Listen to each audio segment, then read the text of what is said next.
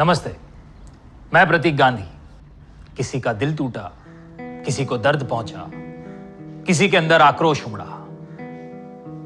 जज्बातों ने मानसिक संतुलन को ही उथल पुथल कर दिया और फिर गन का ट्रिगर दब गया, चाकू चल गया या गला घोंट कर किसी की जान ली। ये सब नहीं होना चाहिए था, पर अफसोस ये हुआ। क्राइम्स आजकल सीजन 2, कहानियां कुछ ऐसे इमोशंस की जो न जाने क्यों बेकाबू हो गए।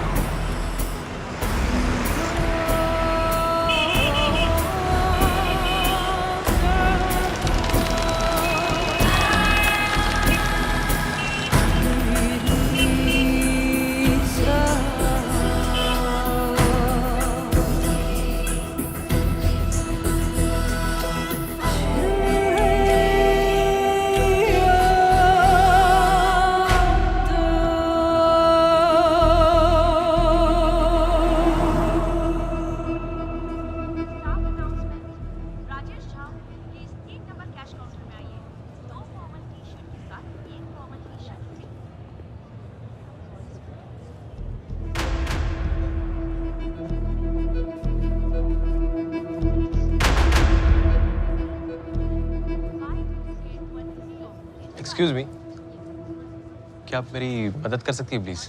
जी सर, बताइए। मुझे प्लेन शर्ट चाहिए, कलर्स में। कैजुअल या formals? Semi formal. Okay sir, please आइए।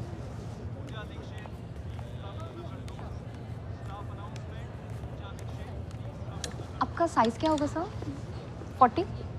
हाँ, 40। ओके, ये देखिए सर। अरे ये तो बहुत अच्छी है, मैं ट्राई करके आता हूँ।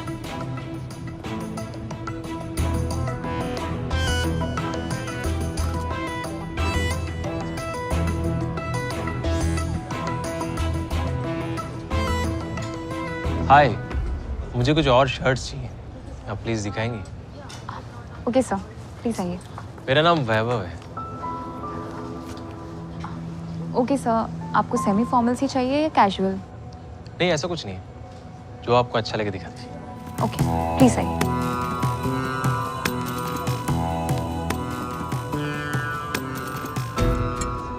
सर, ये शर्ट आपके ऊपर बहुत जचेगी। नहीं, ये नहीं। ओके, मैं कुछ और दिखाती हूँ। एक्सक्यूज मी, यस वो प्राजक्ता नहीं आई आज? सर, प्राजक्ता का लंच टाइम है, मैं दिखाती हूँ ना आपको। कोई बात नहीं, कोई बात नहीं, मैं तब तक वेट करूँगा।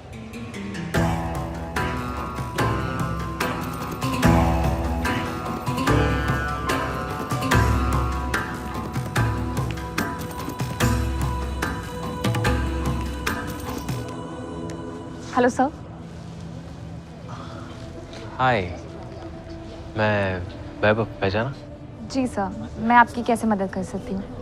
हाँ, मुझे कुछ और शर्ट्स चाहिए। ओके सर, आइए।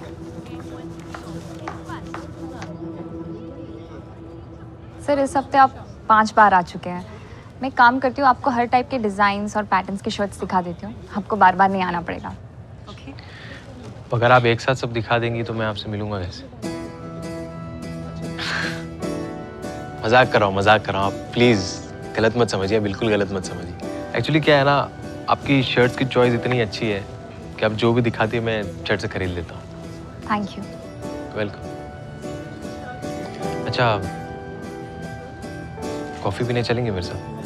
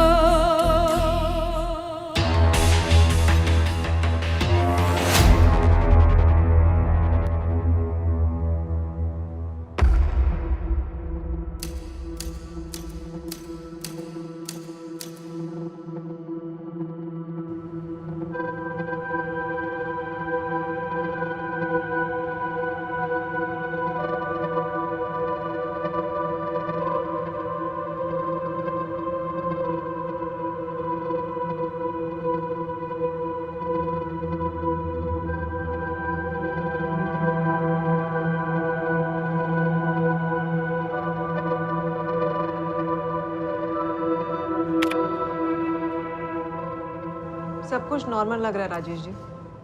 रोज की तरह प्राजक्ता अपने काम पर आई और नॉर्मल अपने टाइम पर शाम को निकल गई। मैम फिर प्राजक्ता अपने घर क्यों नहीं पहुंची है? आपने इसके पति जतिन नारायण से बात की है? उसका फोन बन जा रहा है, पर आप तो उससे पहले बात कर चुके हैं ना। देखो जतिन, मुझे तुमसे बात करने में कोई दिलचस्पी नहीं है। मैं बस ये जानना चाहता हूँ कि क्या प्राजक्ता वहां आई है? वो घर नहीं पहुंची अभी तक? आई थी, गला घोट कर मार दिया मैंने उसको। ठीक, अब तुझे जो करना है कर ले। जतिन! ये आवाज नीचे। अब मैं तेरी बहन का पति नहीं। वो क्या करती है, किससे मिलती है, कहाँ जाती है, मुझे घंटा फर्क नहीं पड़ता। पर अब वो क्यों आएगी यहाँ मेरे पास? मिल गया होगा उसे कोई नया आशिक, गुलछर्रे उड़ा रही होगी उसी के साथ। देखो आरव, इसे फिनिश करो, पूरा फिनिश करना। हाँ, क्या हुआ? वो जतिन कह रहा है कि प्राजक्ता वहां नहीं आई। आप प्राजक्ता के स्टोर मैनेजर को कॉल करके देखिए ना। किया था। वो कह रहा है कि आई थी लेकिन हमेशा की तरह शाम 7 बजे निकल गई। 11:30 बज गए हैं। प्राजक्ता इतनी लेट कभी नहीं होती है।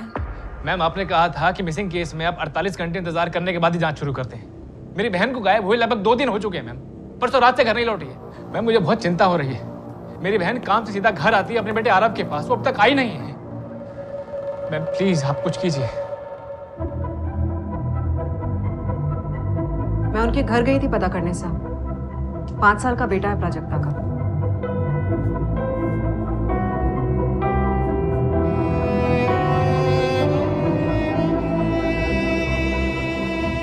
सर, भोपाल और उसके आसपास के इलाकों में 11 अप्रैल की शाम को हुए सारे एक्सीडेंट केसेस चेक कर लिए, कुछ नहीं मिला।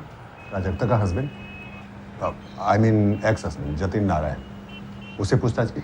सर, डाइवोर्स अभी तक हुआ नहीं है, मामला कोर्ट में है। लेकिन प्राजक्ता के भाई राजेश के अकॉर्डिंग जतिन थोड़ा वायलेंट आदमी है, मारपीट करता है। मैडम बहुत ही बेकार आदमी है ये जतिन, बिल्कुल भरोसे के लायक नहीं। पहले उसने खुद मेरी बहन प्राजक्ता को घर से बाहर निकाला, फिर उसे डाइवोर्स देने में भी नाटक कर रहा है। कोर्ट की पेशी में भी नहीं आता है वो। आरव 1 हफ्ते से बीमार था, हॉस्पिटल में एडमिट करना पड़ा था उसे। मेरी वजह से बीमार पड़ा? मैंने क्या बीमार उसे? कैसी बातें कर रहे हो? बेटा है तुम्हारा, एक बार मिलने तो आ सकते थे ना तुम। और हॉस्पिटल के खर्चे का क्या? मैंने तुमसे बस एक बार पैसे मांगे और तुम तो अपना फोन बंद करके बैठ गए थे। कोई पैसे वैसे नहीं मेरे पास। और घर छोड़कर तुम गई थी प्राजक्ता। उस समय तो बहुत उछल उछल कर कहा था तुमने कि कोई जरूरत नहीं तुम्हारी, मैं सब संभाल लूंगी। तो और क्या करती अम्मा?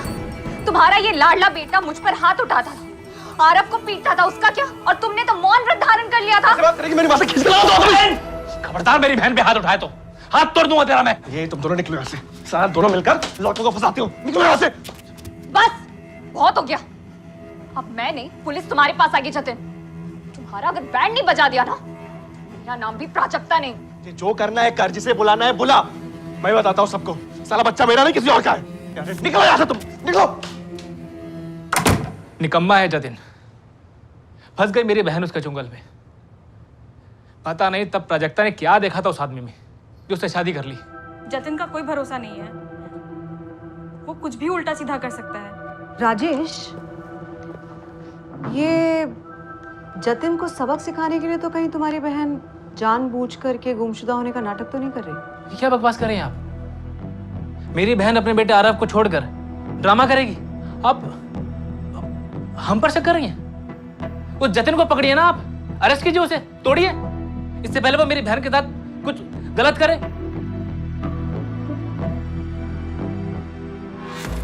नहीं पता कहाँ है जतिन, गया होगा कहीं। कहाँ जा सकता है वो? सुनाई कम देता है क्या आपको? कहा ना, नहीं पता कहाँ गया है या कहाँ जा सकता है। ये सब उस प्राजक्ता और उसके भाई राजेश का किया धरा है। जाके कहीं छुप गई होगी और मेरे बेटे के पीछे आपको लगा दिया उसे परेशान करने के लिए। यही धमकी देके गए थे दोनों। देखिए सावित्री जी, अगर आपका बेटा सामने से पुलिस से बात नहीं करता है तो उसकी परेशानी बढ़ेगी। अब और क्या परेशान होगा, पहले से ही बहुत परेशान है वो। कोई काम वाम नहीं है उसके पास, और ऊपर से इस औरत ने जीना हराम कर रखा है उसका। बिना कोई मतलब दोनों भाई बहन हाथ धो के पीछे पड़े हैं उसके। अर्पिता, मैं ट्रेंडी स्टोर दोबारा गया था, पर वहाँ किसी ने भी प्राजक्ता के बारे में कोई ऐसी बात नहीं कही जो अटपटी या एबनॉर्मल हो। सर, उसके भाई राजेश पे तो मुझे डाउट है।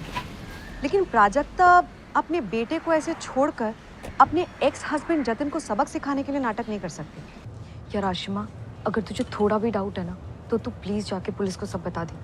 वैसे भी अब प्राजक्ता का मिसिंग होना सारे न्यूज़पेपर्स में है। पर तुझे लगता है क्या प्राजक्ता ऐसा कुछ करेगी, और वो भी अपने बेटे आरव को यूं छोड़कर? देख यार, तुझे क्या लगता है मुझे क्या लगता है इससे कोई फर्क नहीं पड़ता। अगर प्राजक्ता उस लड़के के साथ भाग गई है ना तो ये बात पुलिस को पता होना जरूरी है, वरना तुझ पे आ जाएगा कि तूने इतनी बड़ी बात छुपाई।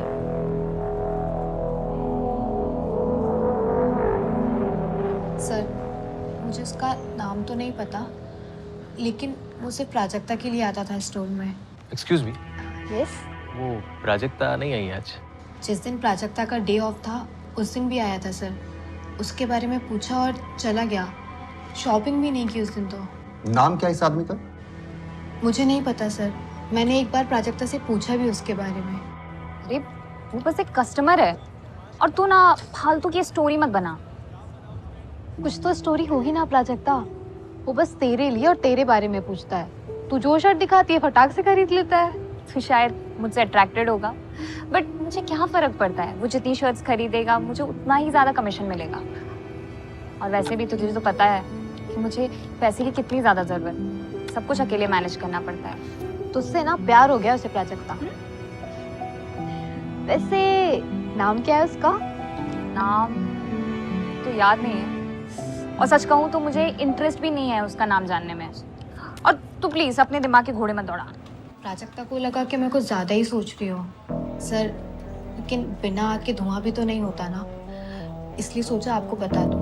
वो कितने दिनों से स्टोर पे आ रहा था और आखिरी बार कब आया? 2 हफ्ते या 20 दिन से आना शुरू किया था, पर पिछले 7 दिनों में मैंने उसे स्टोर पे नहीं देखा सर। मुझे ना सॉलिड डाउट था, और अभी भी है, कि वो और प्राजक्ता कहीं बाहर मिलते थे।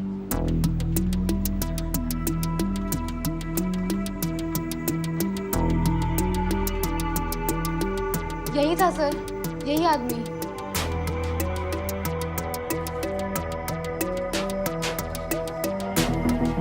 कौन है ये मैडम? मैं नहीं जानता इसे। मैंने भी इससे पहले कभी नहीं देखा।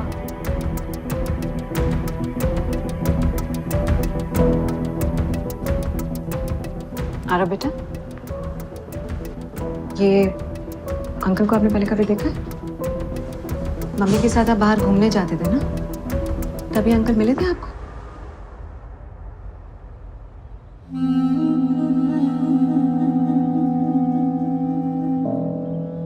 मेरी मम्मा कहाँ है आंटी? हम तुम्हारी मम्मा को जल्दी लेकर के आएंगे, प्रॉमिस।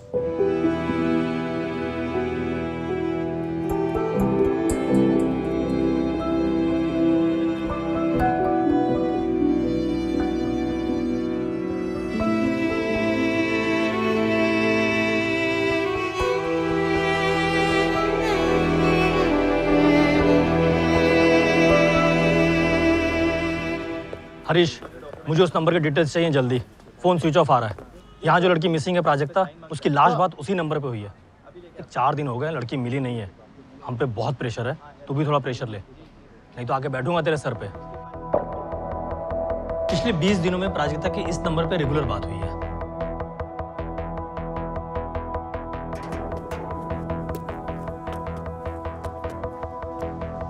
यही लड़का होगा, स्टोर पे बार बार आना, प्राजक्ता के बारे में पूछना, हाथ धो के पीछे पड़ा हुआ था। 100% इसने प्राजक्ता को प्रपोज किया होगा और प्राजक्ता इसके साथ भाग गई होगी। सोशल मीडिया पर कुछ मिला?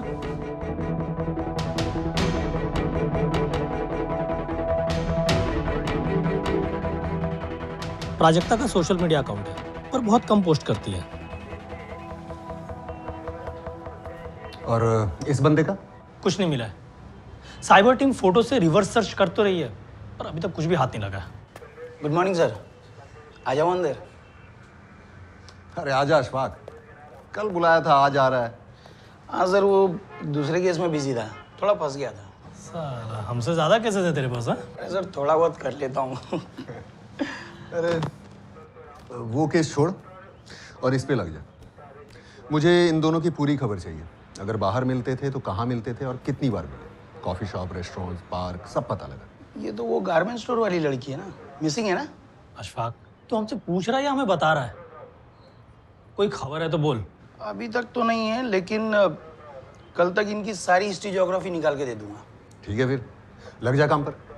चलता हूँ साहब। ये प्राजक्ता का हस्बैंड जतिन, ये भी रफू चक्कर हो गया है। 22 की उम्र में कि निकम्मे से प्यार हो गया और शादी कर ली, फिर बच्चा हो गया और दोनों की शादी बिखर गई। ये आजकल के यंगस्टर ना हर चीज में जल्दी में रहते हैं, फिर बाद में पछताते हैं, लेकिन फिर भी रुकते नहीं है। लाइफ में एक और नया एडवेंचर। 99.9% प्राजक्ता इस बंदे के साथ भाग गई है। खैर, हमारे लिए मिसिंग कंप्लेंट है, प्राजक्ता को ढूंढना जरूरी है।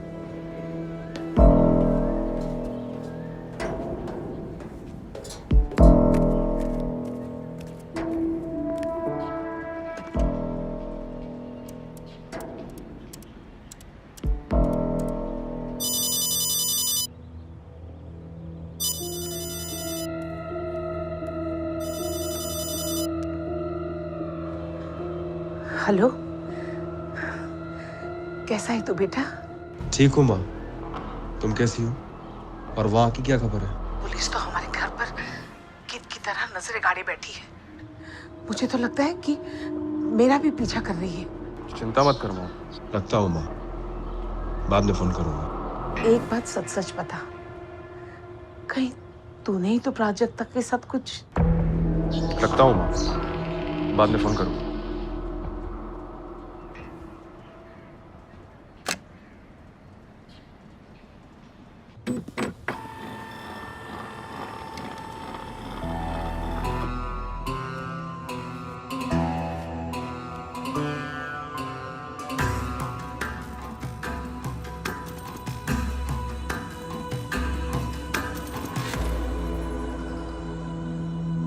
Let's meet cafe, Chaudhary circle, pin code 61। रोज शाम को प्राजक्ता और ये बंदे का मिलना यहीं पर होता था। सर, इनका लव स्टोरी का पूरा सीन यहीं पर है।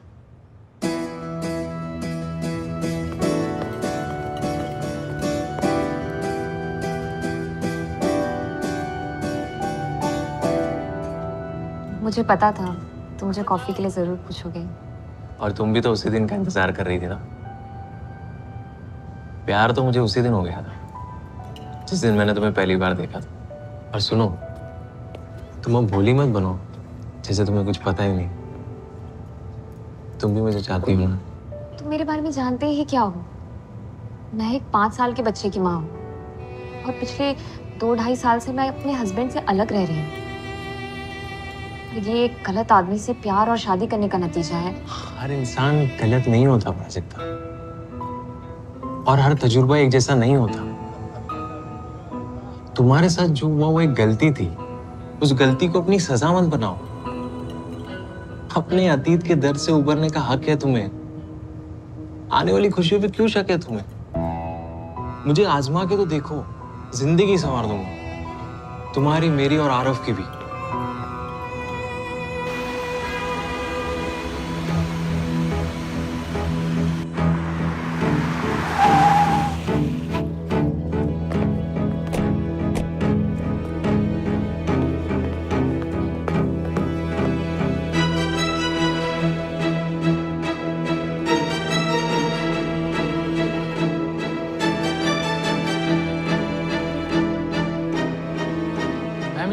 प्राजक्ता का दोस्त भी तो हो सकता है।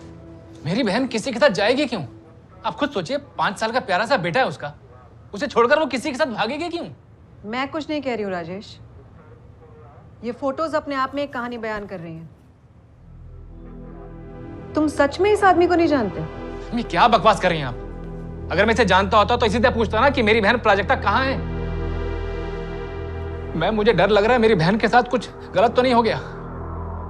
मैम, अगर मेरी बहन का इसके साथ कुछ होता भी जैसा कि आप कह रहे हैं तो मेरी बहन आकर मुझे तो बताती। मैं तो कुछ चाहता था कि प्राजक्ता लाइफ में दोबारा सेटल हो जाए, उसे प्यार करने वाला पति मिले, उसके बेटे आरव को एक अच्छा फादर मिले। मुझे नहीं पता मैम कौन है ये।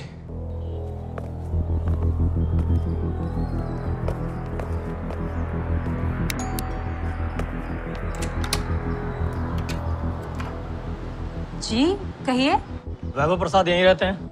वैभव प्रसाद ये कौन है? सिम कार्ड के फॉर्म पे तो यही एड्रेस है, आपका एड्रेस।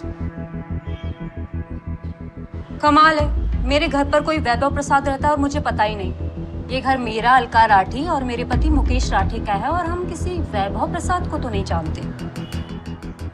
एड्रेस तो नकली है, पता नहीं ये वैभव प्रसाद नाम भी असली है या नहीं। एक और अजीब बात है, सिम कार्ड 1 महीने पहले ही लिया गया था और कॉल रिकॉर्ड में सिर्फ एक ही नंबर है, प्राजक्ता का नंबर। यानी सिम कार्ड सिर्फ प्राजक्ता से बात करने के लिए ही लिया गया था। ये वैभव प्रसाद कैरेक्टर प्राजक्ता को टारगेट कर रहा था।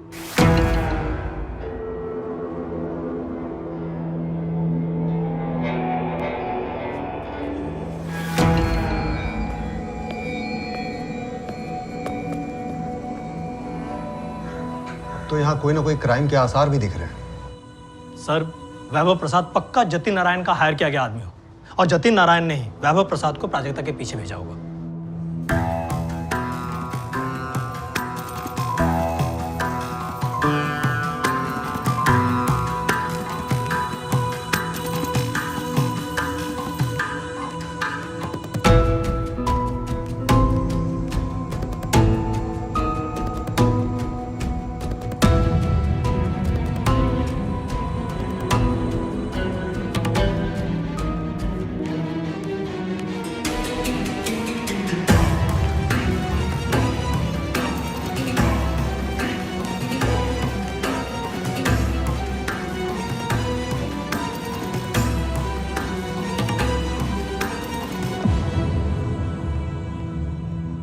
तुम ये कह रहे हो कि प्राजक्ता का मर्डर करने के लिए भेजा गया इस वैभव प्रसाद को? Yes sir. तब तो ये कोई हिस्ट्री शीटर भी हो सकता है। पता करो इसका कोई अगर क्रिमिनल रिकॉर्ड है। और हाँ, जतिन नारायण के फोन रिकॉर्ड से ऐसा कुछ मिला जो सस्पिशियस हो? नहीं सर। सारे पुलिस स्टेशंस को अलर्ट मोड पे डाल दो और खोद निकालो इस वैभव प्रसाद को, उर्फ जो भी इसका असली नाम है।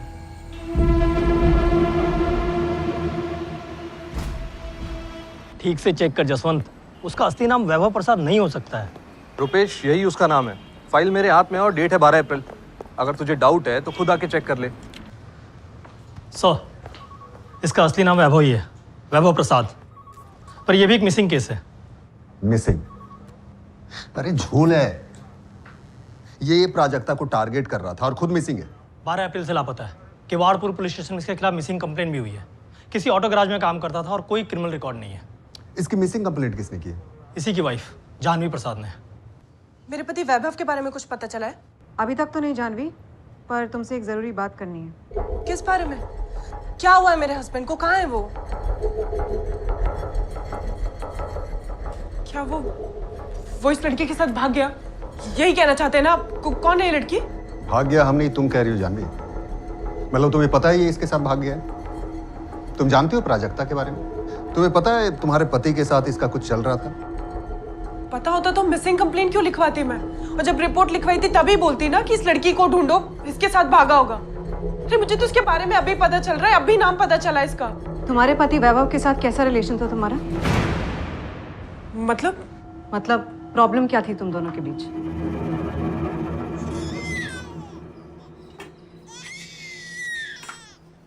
जानवी, मिंटू कब से रोए जा रहा है, देख नहीं सकती उसे? वैभव, तुम्हारा ही डब्बा बना रही हूँ मैं। 2 मिनट के लिए तुम देख लोगे उसको तो कुछ बिगड़ जाएगा क्या? मुझे तुम्हारा डब्बा नहीं चाहिए, मैं बाहर खा लूंगा। अरे तुम्हारे रोज रोज के यही ड्रामे। बाहर खाना खाने को तैयार हो, लेकिन 2 मिनट के लिए मेरी हेल्प नहीं कर सकते? हाँ, नहीं कर सकता हेल्प। तुम सब काम छोड़कर किचन में डब्बा बनाना। और तुम सुबह से कहाँ बिजी हो? क्या कर रहे हो? सिर्फ चाय सिगरेट, चाय सिगरेट। मैं जा रहा हूँ, रात को भी बाहर खा लूंगा। कम से कम तुम्हारी चिक चिक से तो शांति मिलेगी।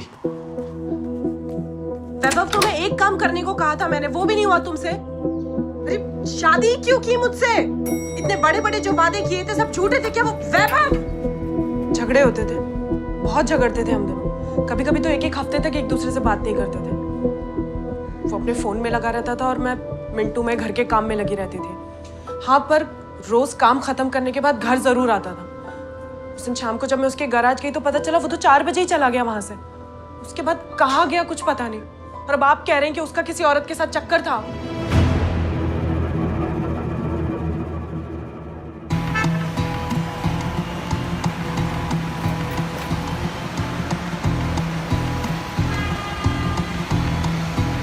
वैभव अपनी शादी से खुश नहीं था और प्राजक्ता अपने पति से अलग रह रही थी। अरे दोनों कहीं भाग गए, यही केस है। मैं आरव से मिली हूँ सर, बहुत प्यारा बच्चा है और मुझे नहीं लगता कि प्राजक्ता अपने बेटे को छोड़कर के कहीं जाएगी।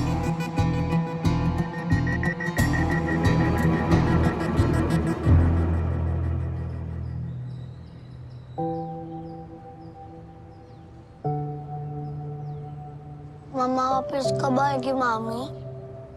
आरव, मम्मी जल्दी वापस आ जाएंगे।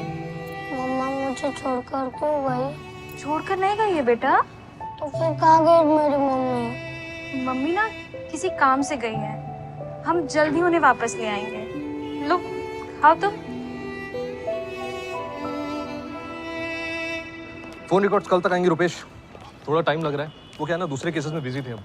आई अंडरस्टैंड जसवंत, बट ये केस भी अर्जेंट है। और हाँ, प्राजक्ता से बात करने के लिए वैभव एक नया नंबर यूज़ कर रहा था, लेकिन वैभव की वाइफ जानवी ने जो तुम्हें नंबर दिया है वो उसका दूसरा नंबर है। हमें उस नंबर के कॉल रिकॉर्ड्स चाहिए। उस नंबर की कॉल रिकॉर्ड्स कल तक मिल जाएंगे। वैसे मुझे नहीं लगता कि ये कोई मिसिंग केस है। ये वैभव प्रसाद और प्राजक्ता तिवारी दोनों अपनी जिम्मेदारियों से पीछा छुड़ाना चाहते होंगे, मिले, प्लान बनाया और भाग गए। नहीं जसवंत, इस वैभव ने प्राजक्ता को टारगेट किया 100% प्राजक्ता के एक्स हस्बैंड जतिन के कहने पे। चलो एक बार तुम्हारी बात मान लेते हैं कि वैभव और प्राजक्ता का अफेयर था और दोनों रफू चक्कर हो गए, बट इन दैट केस ये जतिन ये क्यों अंडरग्राउंड है?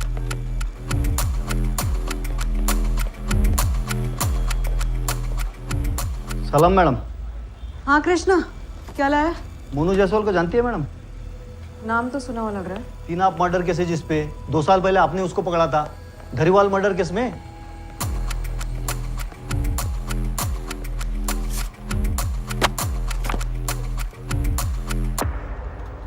ये मोनू जायसवाल? हाँ यही मैडम। इसका इस केस में क्या कनेक्शन है? कल फोन आया था मैडम इसका मुझे, पर सामने आने से मना कर रहा है। क्या बोला? जानवी और वैभव दोनों को जानता है ये मोनू। जिस एरिया में उसका धंधा चलता है मैडम, हरिनगर, जानवी और वैभव का घर वही है। अरे इतना सस्पेंस मत बना यार, क्या बोला उसने ये बता, मुद्दे पे आ। मोनू ने वैभव का पीछा किया था, प्राजक्ता और वैभव के बारे में पूरी इन्फॉर्मेशन निकाली थी और वो ऐसा कह रहा था कि ये करने के लिए उसको जानवी ने कहा था।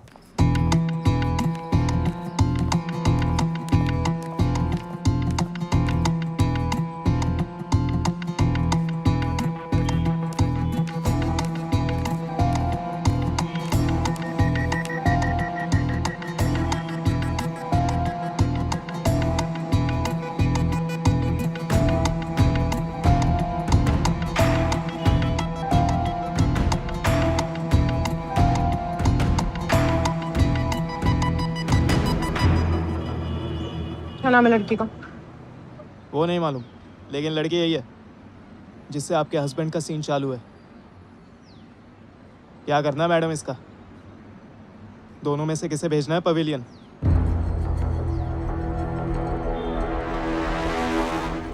मोनू जायसवाल को पकड़ने में हमें ज्यादा टाइम नहीं लगेगा जानवी। उससे पहले तुम ही बता दो।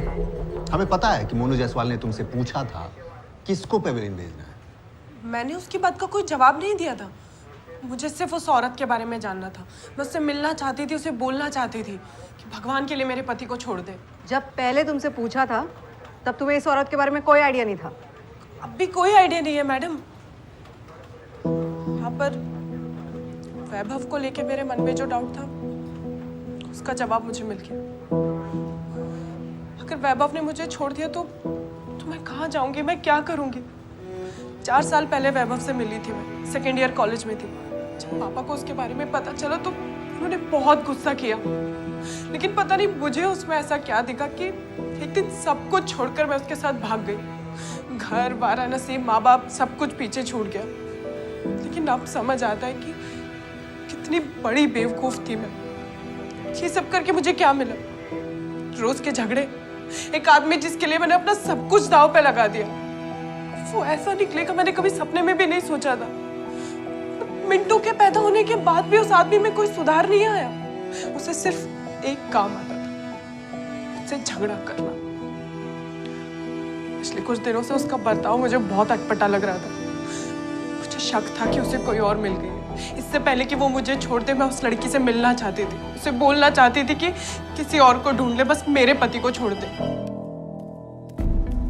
जानती हूँ मैं तुम्हें कोई और मिल गई, सारा दिन फोन से चिपके रहते हो। किसी और के बारे में सोचना भी मत वैभव, वरना सारी जिंदगी पुलिस और कोर्ट के चक्कर लगाते रह जाओगे। मैं तुम्हें वार्निंग दे रही हूँ। अपना परिवार इसलिए छोड़कर नहीं आई तुम्हारे लिए कि तुम कहीं और जाकर मुंह मारो। और ये तो बिल्कुल भी मत सोचना कि मैं एक अबला नारी हूँ जो चुपचाप बैठकर सब कुछ सहती रहूंगी।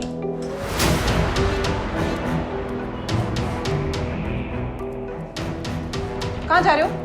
वैभव, वैभव, जिस किसी के साथ भी चक्कर चल रहा है ना तुम्हारा, सब पता लगा सकती हूँ मैं।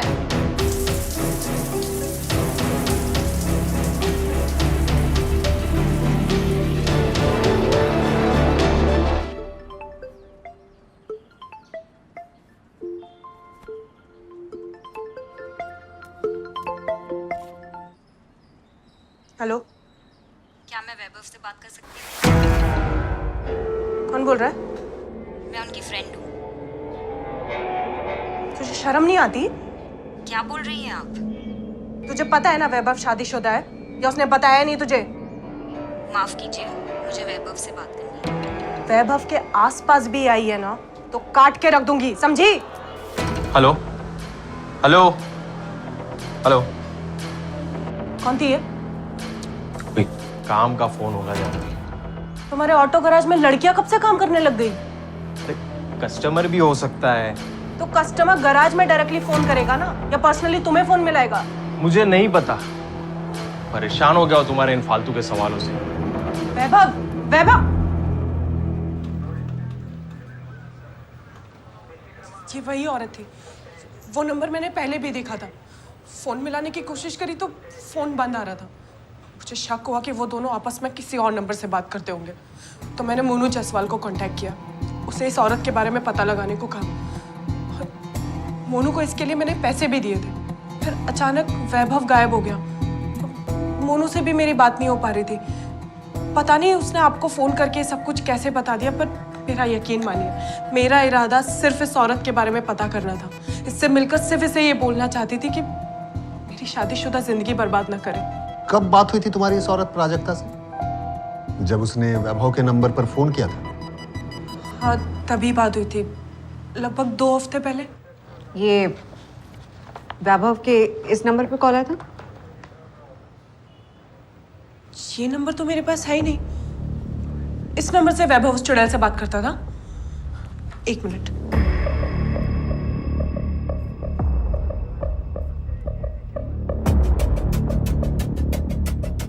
ये नंबर है वैभव का, जो पहले से उसका नंबर है, जो मेरे पास है।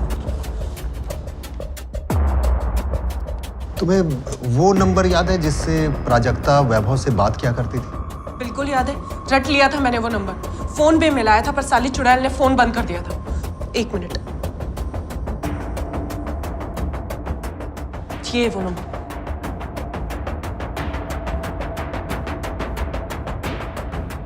प्राजक्ता का ये नंबर हमारे पास नहीं है।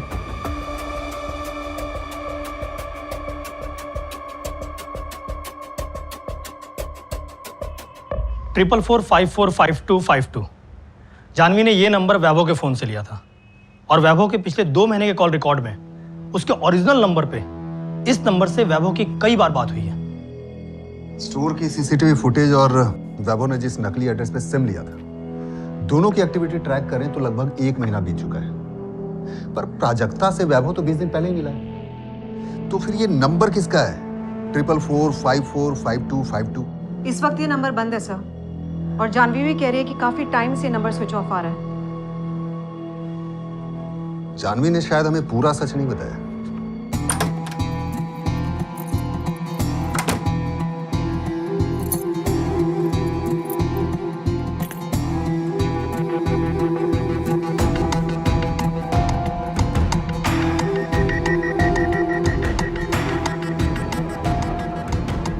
इस नंबर के कॉल रिकॉर्ड्स हमें कल चाहिए थे हरीश, बहुत अर्जेंट है। सर आप मेरे पे बहुत प्रेशर डालते हैं हमेशा, मेरी भी सोचिए थोड़ा कभी। ये सब इतनी जल्दी नहीं। तेरा सोच के कल का बोल रहा हूँ। कल सुबह तक सारे डिटेल्स मेरे टेबल पे होने चाहिए।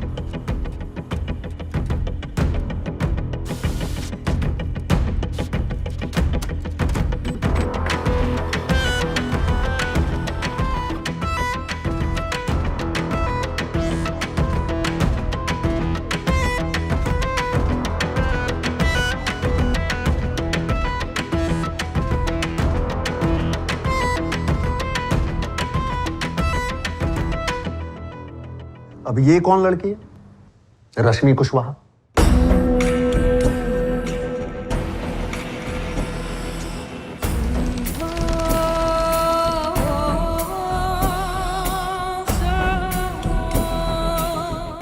एड्रेस भी है। उम्मीद करो कि ये फेक ना हो।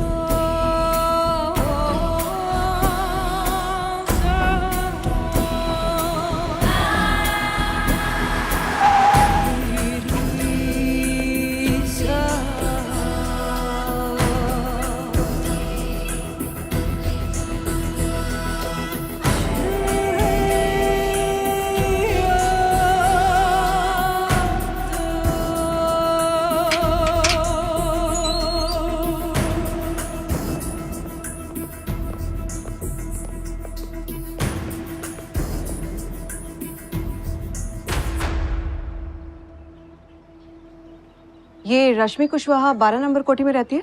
रहती थी। रहती थी मतलब अभी कहाँ मिलेगी? वो तो मर चुकी है। मर चुकी है? जी हाँ। ओम श्री पितृदेवताभ्यो नमः। ओम श्री सर्व पितृदेवताभ्यो नमः।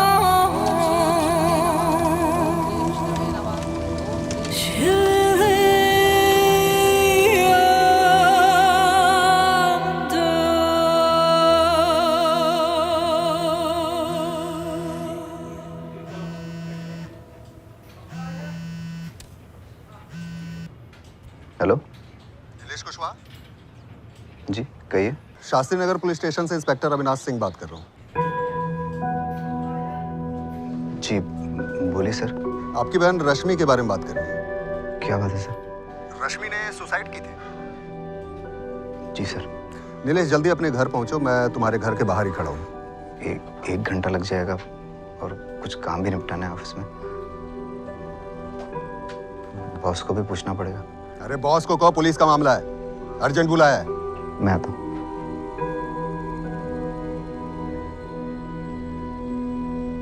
सर, सुसाइड की report local police station Chandra Nagar में रिपोर्ट की गई थी। और एक बात और सर, रश्मि ने 11 अप्रैल की रात को आत्महत्या की है। उसी रात तो प्राजक्ता और वैभव भी गायब हुए थे। हाँ सर। हाँ सर, मैंने वैभव प्रसाद के बारे में सुना है, लेकिन कभी मिला नहीं। मेरी बहन रश्मि के साथ उसका क्या रिश्ता था मुझे नहीं पता सर। तो फिर उसके बारे में कहाँ से सुना? सर वो रश्मि के सुसाइड लेटर से पता चला था। सुसाइड रिपोर्ट से हमें यह पता चला कि रश्मि छत पे गई और अपने ऊपर केरोसिन छिड़क कर आग लगा दी। तुम तो घर पे ही थे ना नीलेश? जी सर। तो फिर तुम्हें कैसे पता नहीं चला रश्मि ऐसा कुछ कर रही है या करने का सोच रही है? सुसाइड? काश मैं भांप लेता सर। रश्मि बहुत डिप्रेस थी, बहुत परेशान थी, लेकिन वो सुसाइड कर लेगी ये मैंने सोचा नहीं था सर। उस रात मेरा दोस्त गौरव घर आया था। रश्मि भी गौरव से मिलकर बहुत खुश थी। उसने कहा आज बाहर से चाइनीज ऑर्डर करते हैं।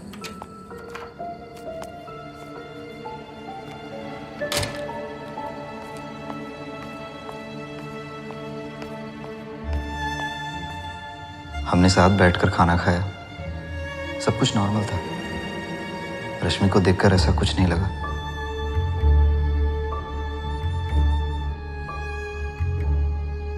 फिर मैं और गौरव सोने चले गए।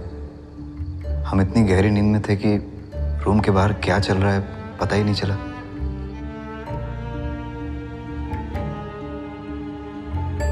सुबह जब मैं उठा और कमरे से बाहर निकला तो कुछ अजीब सी स्मेल आई। किचन में गया तो देखा फ्लोर पर केरोसिन बिखरा हुआ था।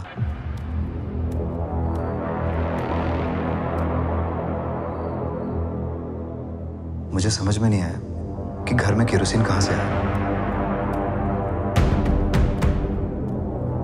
जब मैंने मेन डोर चेक किया तो वो अंदर से ही बंद था।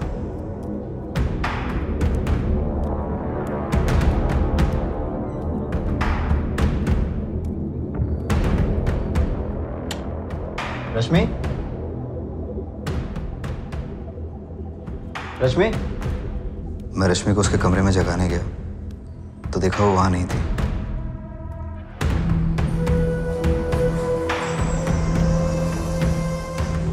रश्मि, रश्मि,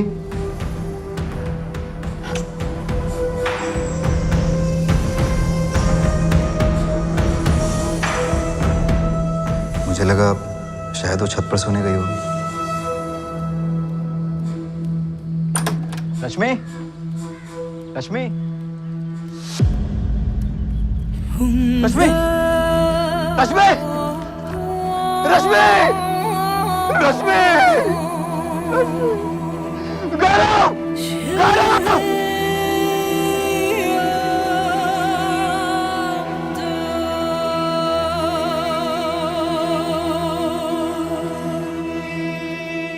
रश्मि की बॉडी पूरी तरह से जल चुकी थी। रश्मि का सुसाइड नोट पुलिस को रश्मि के कमरे से ही मिला। रश्मि पहले से ही अपनी जिंदगी से बहुत परेशान थी। पिछले कई महीनों से बहुत दुखी थी, गुमसुम सी रहती थी। न जाने कहां से ये वैभव प्रसाद उसकी जिंदगी बर्बाद करने आ गया। केरोसिन कहाँ से मिला रश्मि को? पता नहीं। रश्मि उस शाम को बहुत खुश दिख रही थी। ऐसा कुछ करने का सोच भी रही थी, ये मुझे पता नहीं चला सर। ये गौरव कहाँ रहता है? हाँ रुपेश। सर, जतिन नारायण ने सरेंडर कर दिया है। पिछले आधे घंटे से धुलाई कर रहे हैं इसकी, पर इसकी सुई तो अटकी गई है। कह रहा है इसे प्राजक्ता के बारे में कुछ भी नहीं पता। जब राजेश का फोन आया तो ये डर गया और इसे भाग कर छुप गया था। पर तो ये उल्टा राजेश पे इल्जाम लगा रहा है। कह रहा है उसी ने अपनी बहन प्राजक्ता के साथ कुछ किया होगा। प्राजक्ता के गायब होने के पीछे एक और नया एंगल। इधर रश्मि ने सुसाइड नोट में वैभव प्रसाद का नाम ही मेंशन किया। चंद्रनगर पुलिस स्टेशन से रश्मि की सुसाइड की पूरी स्टोरी जाननी होगी, सुसाइड नोट और इन्वेस्टिगेशन के सारी डिटेल्स। आखिर ये वैभव प्रसाद है कौन? पहले प्राजक्ता और अब ये रश्मि कुशवाहा। अपने अतीत के दर्द से उबरने का हक है तुम्हें। आने वाली खुशियों पे क्यों शक है तुम्हें रश्मि? ऐसा तुम अब कह रहे हो वैभव। एक बार मेरे बारे में सब जान लोगे तो तुम्हारा इरादा बदल जाएगा। सब कुछ बदल सकता है, पर मैं कभी नहीं बदलूंगा। ना मैं, ना तुम्हारे लिए मेरा प्यार प्राजक्ता।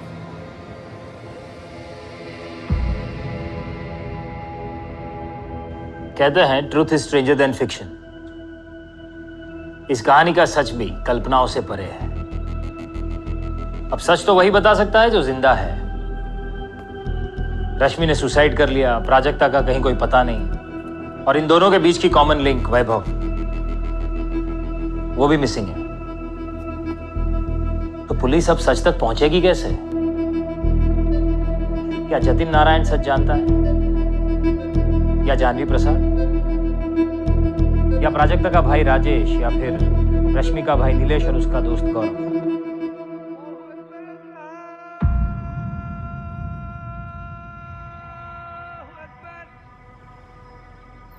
सर, मुझे वैभव प्रसाद के बारे में कोई आइडिया नहीं है सर।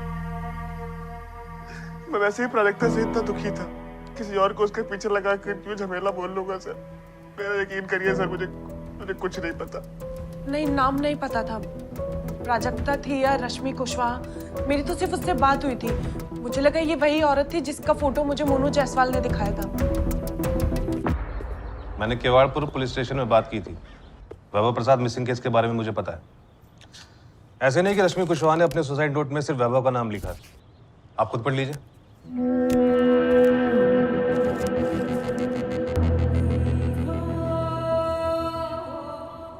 मैं आत्महत्या कर रही हूँ। मेरी मौत का जिम्मेदार तरुण बघेल है। अब ये तरुण बघेल कौन है?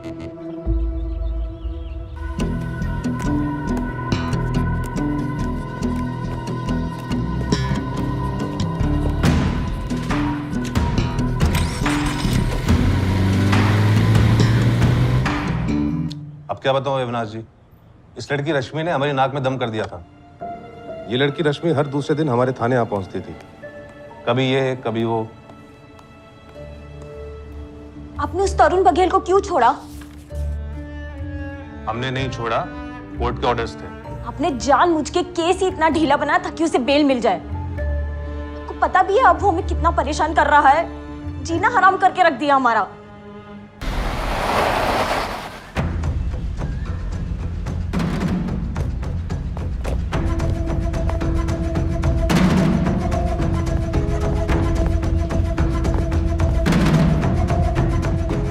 ए पूजा, रश्मि और नीलेश को बाहर बुला।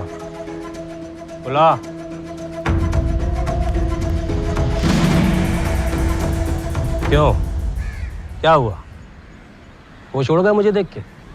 साक्षात तुम्हारे सामने खड़ा हूं। पुलिस भी मेरा कुछ नहीं बिगाड़ पाई, लेकिन अब मैं तुम्हारा सब कुछ बिगाड़ दूंगा। निकल जा यहाँ से हरामी। हरामी बोलती है मुझे? हरामी पना तो तू मेरा अभी देखेगी। तेरे माँ बाप तो मर गए बिना मेरे लोन का पैसा चुकाए, लेकिन अब तुम दोनों को मेरा लोन और मेरा सूद दोनों चुकाना हो, वरना उठा के बाहर फेंक दूंगा। हाथ लगा के दिखा तरुण, हाथ लगा के दिखा। हाथ है ना तेरी ये उखाड़ के रख दूंगी। अच्छा तरुण जी, मैं आपका पूरा लोन चुका दूंगा। मैं जॉब कर रहा हूँ। इस गुंडे को इतनी इज्जत मत दो भैया, माँ बाप का खूनी है ये। सही कहा रश्मि तूने, गुंडा हूं मैं। तेरा माँ बाप का हाल तो तूने देख ही लिया है, अब देख तेरा और तेरे इस भाई का क्या हाल करूंगा। तरुण जी, आपके पैसे मिल जाएंगे, बस हमें कुछ दिन की मोहलत दे दीजिए। सिर्फ 2 महीने हैं तेरे पास। 25 लाख लोन और 5 लाख सूद, और उसके बाद अगर 2 महीने बाद अगर मुझे पैसे नहीं मिले, पहले दीवार टूटेगी फिर छत गिरेगी, और हाँ बुलडोजर भी चलेगा। लाके दिखा बुलडोजर, देख भी कैसे सर फोड़ती हूँ तेरा तरुण बघेल। बहुत उछल रही रश्मि, मुझे मालूम है तू कहाँ पड़ती है, कैसे आती जाती है। बचेगी तभी सर फोड़ेगी ना। वो खुलेआम आकर हमें धमकी देता है और उसे बेल मिल जाती है, ये इंसाफ है आपका? रश्मि, फिर से बता रहा हूं, हमने उसे बेल नहीं दी है, कोर्ट के ऑर्डर से, इसलिए छोड़ना पड़ा। और अगर उसने तुम्हें धमकी दी है तो तुम कंप्लेंट लिखवाओ। पहले भी कंप्लेंट की थी। मेरे माँ बाबा की मौत उसकी वजह से हुई है, उसका क्या एक्शन लिया आपने? रश्मि, हमने उसे गिरफ्तार किया था, अब उसे कोर्ट से बेल मिल गई है, इसका मतलब ये नहीं वो निर्दोष है। हम इन्वेस्टिगेट कर रहे हैं। तो फिर आप उसे दोबारा गिरफ्तार कीजिए। मैं कह रही हूँ ना, मेरे माँ बाबा की मौत का जिम्मेदार तरुण है। हमने तरुण बघेल को भी वार्निंग दी थी। एक व्यापारी है, लोग उससे ब्याज पे पैसे उठाते हैं। रश्मि के फादर ने भी तरुण बघेल से पैसे उधार लिए थे, लेकिन लौटा नहीं पाए। मैं आत्महत्या कर रही हूँ। मेरी मौत का जिम्मेदार तरुण बघेल है। मेरे माँ बाप ने भी अपनी जान तरुण बघेल के वजह से गंवाई, और आज मेरी मौत का जिम्मेदार तरुण बघेल ही है। तरुण बघेल और वैभव प्रसाद, ये दोनों जिम्मेदार हैं मेरी मौत के। वैभव प्रसाद वो आदमी है जिसने सिर्फ और सिर्फ मेरा फ़ायदा उठाया है, इस्तेमाल किया है मेरा। माँ, बाबा, मैं बहुत जल्द आपसे मिलूंगी। रश्मि। रश्मि तरुण बघेल से परेशान थी और इसमें वैभव प्रसाद भी आ टपका। अपने माँ बाप को खोने के बाद रश्मि जैसे पागल सी हो गई थी। हमने तो ये भी सुना है कि नीलेश की पत्नी पूजा भी रश्मि की हरकतों से परेशान होकर घर छोड़कर चली गई। रश्मि के पेरेंट्स ने भी सुसाइड किया था क्या? जी, 1 साल पहले।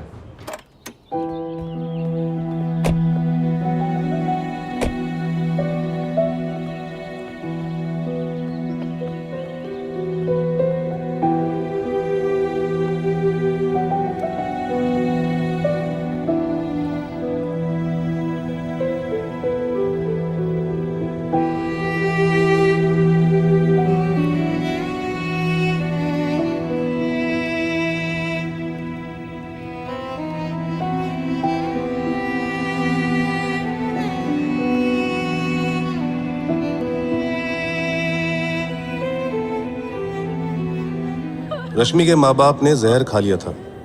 सुसाइड नोट में साफ साफ लिखा था कि तरुण बघेल के अत्याचारों से तंग आकर वो अपनी जान ले रहे हैं। अबेटमेंट टू सुसाइड के तहत हमने तरुण बघेल को गिरफ्तार भी किया था।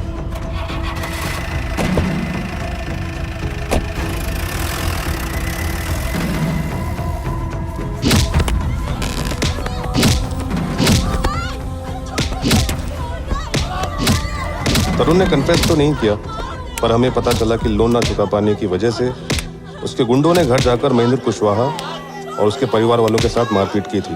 तरुण पहले भी कई बार महेंद्र कुशवाहा और उसके परिवार वालों को सबके सामने बेइज्जत कर चुका था। पापा कुछ बोलिए पापा। महेंद्र और अनीता कुशवाहा केस की चार्जशीट में सब लिखा हुआ है, सारी डिटेल्स। अविनाश जी, आप तो जानते हैं कि अबेटमेंट ऑफ सुसाइड केस में आरोपी को आसानी से बेल मिल जाती है, पर ऐसे केसेस में चार्जेस प्रूव करना उतना आसान नहीं होता है। मैं रश्मि का दर्द महसूस कर सकता था, इसलिए जब उसके सुसाइड की खबर आई तो मेरा उस घर में दोबारा जाना बहुत तकलीफ देता। पहली 2 सुसाइड्स बहुत डरावनी थी और ये हद से भी ज्यादा भयानक। सुसाइड करते वक्त रश्मि किस दर्द से गुजरी होगी, सोच के भी रोंगटे खड़े हो जाते हैं। उसने अपने ऊपर केरोसिन छिड़का और आग लगा दी। चीखी नहीं, चिल्लाई नहीं। उसके भाई नीलेश और दोस्त गौरव ने कोई आवाज नहीं सुनी। पड़ोसियों को भी पता नहीं चला, ना कुछ सुना ना कुछ देखा। बहुत दर्दनाक रहा होगा, पर ये सब किस लिए? सिर्फ एक लोन के लिए? लोन जो नीलेश के फादर ने नीलेश का बिजनेस सेट करने के लिए लिया था। बिजनेस ठीक से शुरू होने से पहले ही ठप हो गया। सारा पैसा गंवाया वो अलग, और अब उनके सर पर लोन की तलवार लटक रही थी।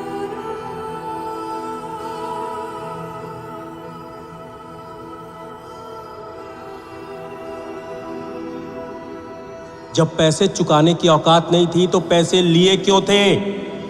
देख महेंद्र, अगर मेरे पैसे गबन करने की कोशिश की तो छोड़ूंगा नहीं तुम लोगों को, घर से लात मार के बाहर निकालूंगा, सड़क पे पूरे परिवार को नंगा करके घुमाऊंगा। इसे पूरी धमकी मत समझना, जो कह रहा हूं वो करके दिखाऊंगा। इस सब का रश्मि पर बहुत असर पड़ा। हमेशा दुखी और परेशान रहती थी। इसकी जिंदगी में इस वैभव प्रसाद की कहां से एंट्री हो गई पता नहीं। अविनाश जी, आप कह रहे हैं कि इस वैभव ने प्राजक्ता नाम की लड़की को भी फंसाया था, तो हो सकता है कि रश्मि के साथ भी यही किया होगा। पहले उसे अपने प्यार के जाल में फंसाया होगा, फिर उसका इस्तेमाल करके छोड़ दिया होगा। रश्मि एक सदमे से उबर भी नहीं पाई थी, फिर ये वैभव सह नहीं पाई होगी।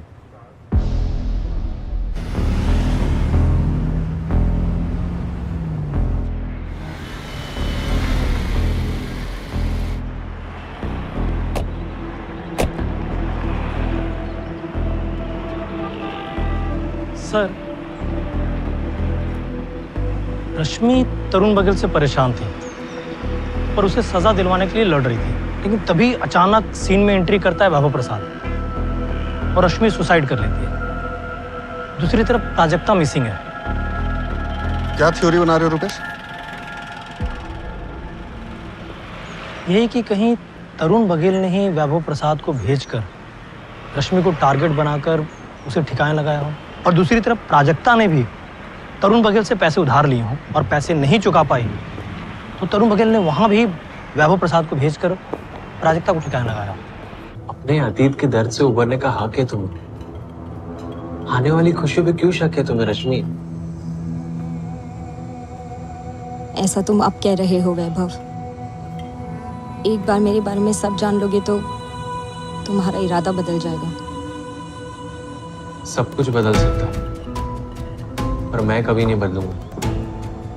ना मैं, ना तुम्हारे लिए मेरा प्यार प्राजक्ता।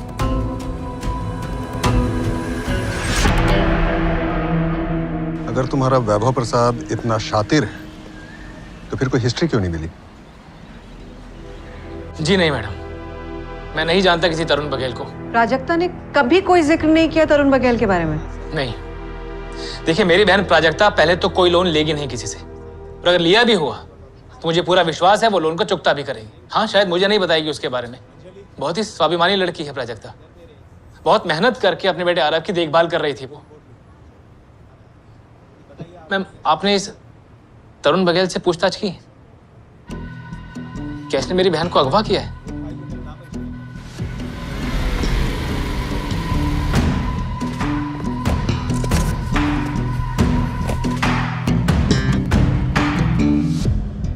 भोपाल और भोपाल के बाहर ऐसे बहुत सारे लोग हैं जिन्हें मैं लोन पे पैसा देता हूँ। अब पैसा दिया है तो वापस भी तो चाहिए ना सर, आखिर हमें भी अपना परिवार पालना है। अब जो कोई पैसा वापस नहीं करेगा तो किसी न किसी तरीके से तो पैसा निकालना ही पड़ेगा। और सर कई बार तो मैंने रिटायर्ड पुलिस वालों को भी काम पे रखा है पैसा लाने के लिए। आप जब रिटायर होंगे तो आपको भी मैं जितना सवाल उतना जवाब तरुण बघेल, वरना ये जो डंडा है ना सीमा पार कर देगा। महेंद्र कुशवाहा, अनीता कुशवाहा और रश्मि कुशवाहा, इन तीनों सुसाइड केसेस में तेरा नाम है। तो अगर मैं अपने पर आ गया ना तरुण बघेल, तो तुझे ऐसा घुमाऊंगा कि तू खुद गिड़गिड़ा के कन्फेस करेगा कि ये तीनों मर्डर तूने किया है। कुछ भी सर, कुछ भी बोल रहे हैं आप। चुप और सीधा सीधा बताइए वैभव प्रसाद है कौन? वैभव प्रसाद? हाँ, वैभव प्रसाद। ये वैभव प्रसाद और ये प्राजक्ता तिवारी। सर मैं किसी वैभव प्रसाद और प्राजक्ता तिवारी किसी को नहीं जानता। जब कोई पैसा वापस नहीं करता है, ज्यादा परेशान करता है, तो पैसा वसूलने के लिए अपने आदमियों को भेजता हूँ, डरा धमका के पैसा निकाल लेता हूँ। अब किसी को हायर करना और जिसे लोन दिया है उसे प्यार मोहब्बत के चक्कर में फंसा करके ब्लैकमेल करके पैसा वसूलना, सर ना तो इतना समय मेरे पास है और ना ये सब सोचने के लिए भगवान ने मुझे दिमाग दिया है। पैसा वसूलने के लिए सर इतनी लंबी चौड़ी कहानी बुनना मेरे बस की बात नहीं सर। मैं एक व्यापारी आदमी हूँ, कोई नॉवल का राइटर नहीं।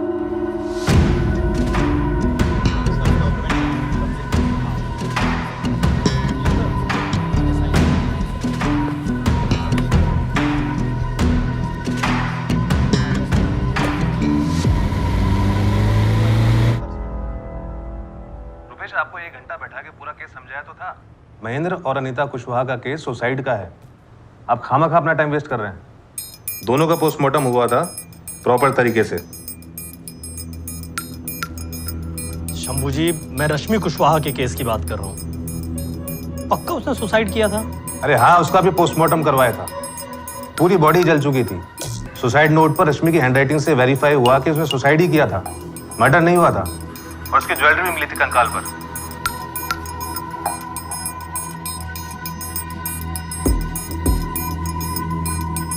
रुपेश, मध्य प्रदेश के हर अखबार में वैभव प्रसाद और प्राजक्ता तिवारी दोनों की फोटो छपवाओ और एमपी के बाहर भी अखबार के जितने भी एडिशंस हैं उन सब में दोनों की फोटो आनी चाहिए।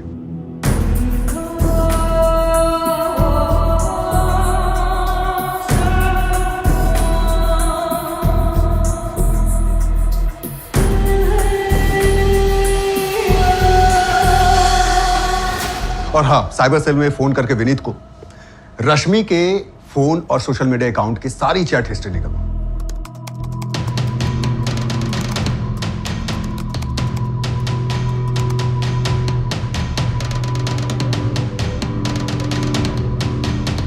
वैभव ने प्राजक्ता को उस गारमेंट स्टोर में टारगेट किया जहां प्राजक्ता काम करती थी।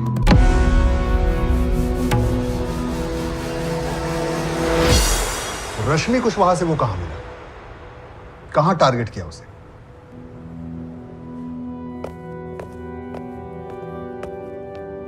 सर मैंने काफी सर्च मारा, प्राजक्ता के सोशल मीडिया अकाउंट्स तो मिले, लेकिन रश्मि कुशवाहा और वैभव प्रसाद के नहीं। अरे ऐसा कैसे हो सकता है कि दोनों के सोशल मीडिया अकाउंट हो ही ना?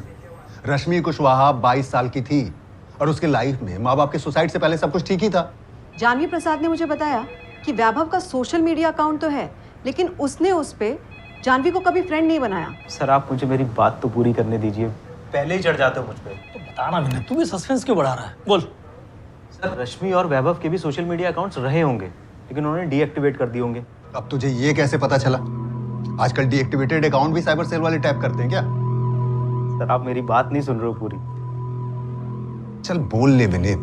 सर देखिए, आपने मुझे बताया था कि रश्मि का भाई है नीलेश और नीलेश का दोस्त है गौरव और वैभव की वाइफ है जानवी। तो सर मैंने क्या किया, जानवी, नीलेश और गौरव इन तीनों के भी सोशल मीडिया अकाउंट सर्च किए, इस थॉट से कि शायद इनके पास कोई ऐसी इंफॉर्मेशन हो जो ये आप लोगों को ना बता रहे हो। कौन क्या छुपा रहा है हमसे? सर ये तो मेरे को नहीं पता, लेकिन आपने गौरव त्रिवेदी से बात किया? गौरव नीलेश का दोस्त? हाँ सर। नहीं, क्यों? क्योंकि सर गौरव त्रिवेदी की चैट हिस्ट्री में मुझे एक चैट मिली गौरव की चैट। रश्मि, तुम जिस रास्ते पे चल रही हो वो गलत है। वो तुम्हें सिर्फ बर्बादी की ओर ले जाएगा। मेरी जिंदगी में इसके अलावा बचा ही क्या है गौरव? रश्मि, वैभव तुम्हें बर्बाद कर देगा। वो शादीशुदा है, तुम जानती हो। क्या फर्क पड़ता है गौरव? मुझे ये तो पता है कि वो मेरे साथ खड़ा है। अगर ये सोच रही हो कि वैभव का इस्तेमाल करके तुम तरुण बघेल से बदला लोगी, उसे बर्बाद कर दोगी, तो ये तुम्हारी भूल है। तुम अपने पैर पे खुद कुल्हाड़ी मार रही हो रश्मि। रश्मि, अपना फ्यूचर बर्बाद मत करो। वैभव का इस्तेमाल करके तरुण बघेल को बर्बाद करना, आखिर ये रश्मि चाहती क्या थी? इरादा क्या था इसका? और इस बारे में ना हमें नीलेश ने कुछ बताया, ना ही गौरव ने।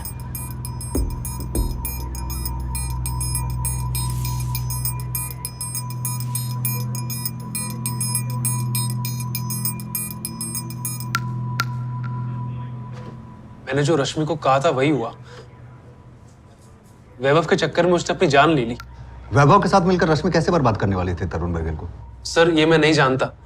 रश्मि ने मुझे इस बारे में कभी कुछ नहीं बताया। गौरव, मुझे लगता है कि रश्मि ने सुसाइड नहीं किया, तुमने उसका मर्डर किया। नहीं सर, रश्मि ने सुसाइड ही किया है। तुम अपने पैर पर खुद कुल्हाड़ी मार रही हो रश्मि, ऐसा खुद तुमने लिखा है रश्मि के चैट में। तुम रश्मि को लाइक करते थे, सही है ना? बोलो। हाँ सर, काफी टाइम से करता था। मैं रश्मि को सच में चाहता था, लेकिन उसके माँ बाबा की मौत के बाद वो अंदर से बिल्कुल टूट चुकी थी। ओम श्री पितृदेवताभ्यो नमः। ओम श्री सर्व पितृदेवताभ्यो नमः। ओम श्री विष्णवे नमः। ओम श्री विष्णवे नमः। ओम श्री विष्णवे नमः। पुष्पं समर्पयामि।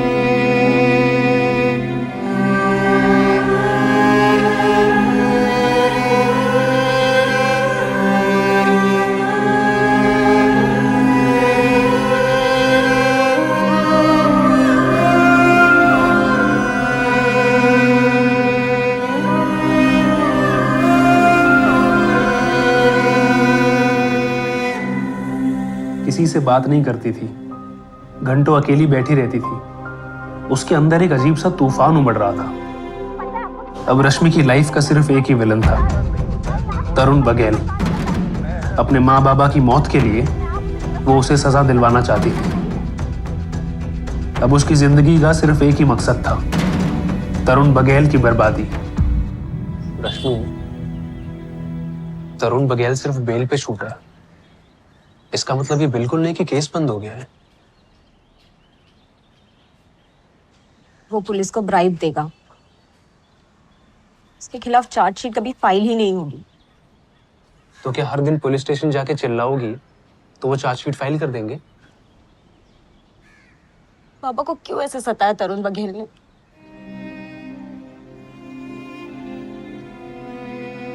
मैंने कभी ये नहीं कहा था कि ऐसे वापस नहीं करेंगे। बस थोड़ा वक्त मांगा था उन्होंने, कि फिर भी बार बार उनकी बेइज्जती की गई, उन्हें पीटा गया।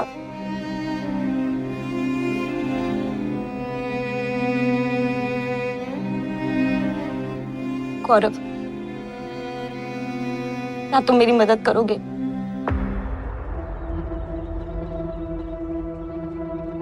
मैं रश्मि से प्यार करता था, वो भी मुझे चाहती थी। मैं उसको इस सदमे से बाहर निकालना चाहता था, लेकिन रश्मि वो निकलना ही नहीं चाहती थी। गौरव, अगर मुझसे सच्चा प्यार करते हो तो प्लीज मेरी हेल्प करो। क्या करना चाहती हो रश्मि? तरुण बघेल को फंसाना, जाल में फंसाना है उसे। जो हाल उसने मेरे माँ बापा का किया, उसका भी वही हाल करना है। तो रश्मि प्लीज अपने अंदर से ये नेगेटिव थॉट्स निकाल दो। देखो, जो भी हुआ वो गलत था, और जो तुम सोच रही हो वो भी उतना ही गलत है। तुम्हें अपने माँ बाबा के लिए कुछ अच्छा करना है तो अपने फ्यूचर पे ध्यान दो। कॉलेज की पढ़ाई पूरी करो, अपनी जिंदगी को बेहतर बनाओ। तरुण बघेल की वजह से माँ बाबा ने सुसाइड किया। पुलिस उसका कुछ नहीं करेगी, नीलेश भैया भी कुछ नहीं करेंगे, तो क्या मैं भी चुप बैठी रहूं? नहीं, मैं नहीं छोड़ूंगी तरुण बघेल को। ये वो रश्मि नहीं थी जिसे मैं पहले जानता था। कुछ और ही बन गई थी।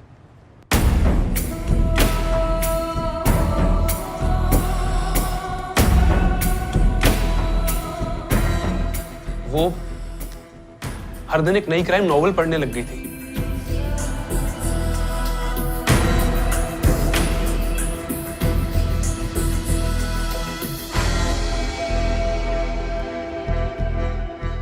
क्राइम नॉवेल्स पढ़ते पढ़ते वो हर दूसरे दिन एक नया प्लान बनाने लगी। मैं ना उसे समझ पा रहा था और ना समझा पा रहा था। सर अब तो मुझे भी डर लगने लग गया था उससे। मैंने रश्मि को साफ साफ बोल दिया था कि मैं उसके किसी भी प्लान में उसकी हेल्प नहीं करूंगा।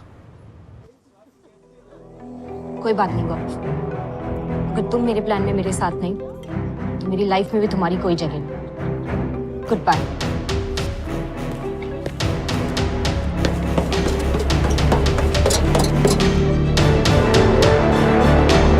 सर उसके बाद में रश्मि से नहीं मिला। हाँ लेकिन मुझे पता चला कि वैभव नाम का कोई आदमी रश्मि की लाइफ में आया है। मैंने कोशिश की रश्मि को समझाने की कि ये रिवेंज, बदला, ये सब छोड़ दे, लेकिन रश्मि ने मेरी नहीं सुनी। क्या नीलेश को पता था कि रश्मि तरुण से बदला लेना चाहती है? सर मुझे इस बारे में कुछ नहीं पता। नीलेश खुद परेशान था सर। रश्मि के पागलपन और हरकतों की वजह से नीलेश की वाइफ पूजा वो घर छोड़ के जा चुकी थी। वो भी रश्मि की हरकतों को बर्दाश्त नहीं कर पाई। रश्मि क्या प्लान कर रही थी वैभव के साथ तरुण से बदला लेने के लिए? और वैभव क्यों छोड़कर चला गया रश्मि? मुझे इस बारे में कुछ नहीं पता सर। हाँ मैं इतना जानता हूँ कि वैभव और रश्मि दोनों ऑनलाइन मिले थे। मैंने रश्मि को वार्न करने की कोशिश की कि वैभव जो है वो सही आदमी नहीं है, लेकिन सर रश्मि ने मेरी नहीं सुनी। फिर आपने बताया कि वैभव ने ऐसे ही एक लड़की प्राजक्ता को फंसाया। सर वैभव ने रश्मि का फिजिकली इस्तेमाल किया होगा सर, और उसके बाद रश्मि को और उसके प्लान को डंप कर दिया। सर शायद इसीलिए रश्मि टूटकर सुसाइड।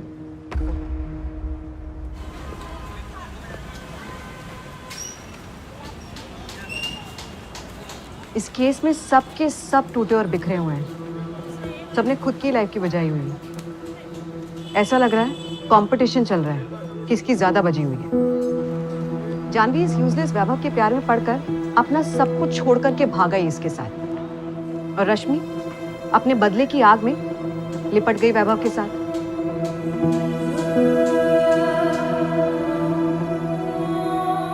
और प्राजक्ता का जानवी जैसा सेम टू सेम टूटी हुई लव स्टोरी और शादी आ गिरी वैभव के ही जाल में। सर रश्मि पहले से ही डिप्रेस थी। वैभव ने धोखा दिया, उसने सुसाइड कर लिया। और इस प्राजक्ता का मुझे सीरियस डाउट है कि हमें कभी भी मिलेगी। ये वैभव कैरेक्टर सिर्फ अपने मजे के लिए लड़कियों को इस्तेमाल करता है। इसने प्राजक्ता का मर्डर किया होगा। कंफर्म कैसे कह सकती हो अर्पिता? अभी तक तो कोई एविडेंस हमारे हाथ नहीं लगा है। सर 10 दिन हो गए हैं। वो जिंदा है ऐसा भी कुछ हमें नहीं मिला है।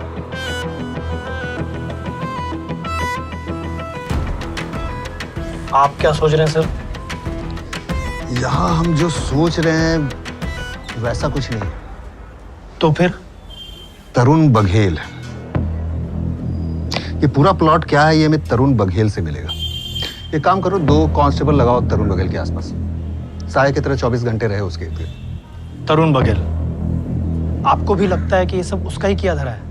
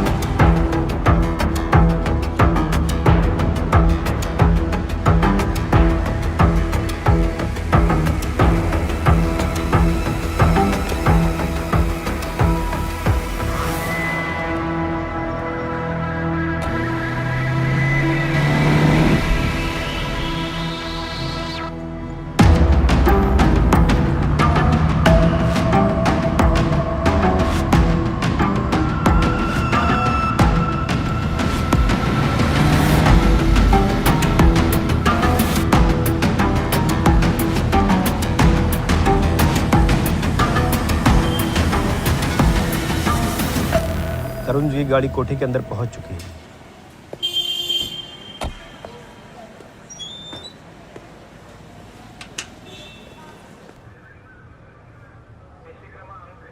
सर 3 दिन हो गए तरुण बगल पर नजर रखते हुए, अभी तक कुछ भी हाथ नहीं लगा। मिलेगा रुपेश, 100% मिलेगा। इंतजार करना होगा, चूहा अपने बिल से बाहर निकलेगा। ये बुक रश्मि के कमरे से मिली।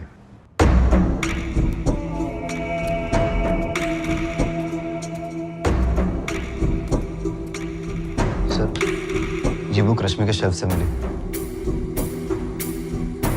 इस बुक में क्या है सर? ये पूरा का पूरा प्लॉट इस बुक से उठाया गया।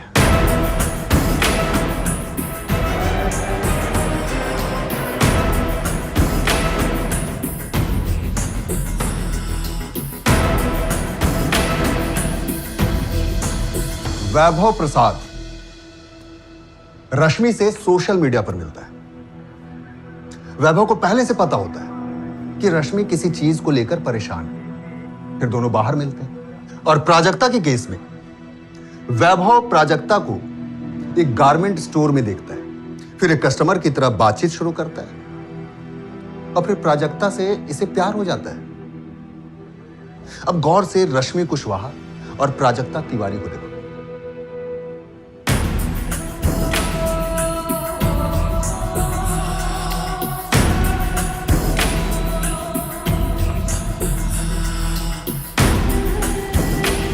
रश्मि ने सुसाइड क्यों किया? और रश्मि कुशवाहा ने अपने सुसाइड नोट में तरुण बघेल के साथ साथ वैभव प्रसाद का नाम क्यों मेंशन किया? You know what, 100% Prajakta Tiwari को टारगेट किया गया है।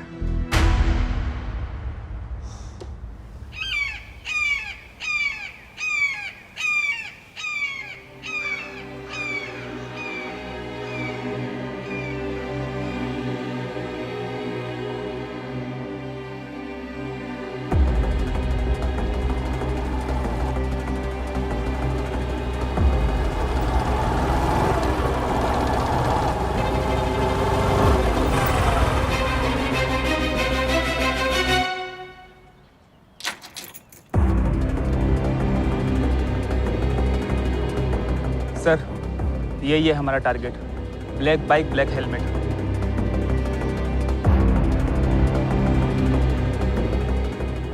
जयदीप।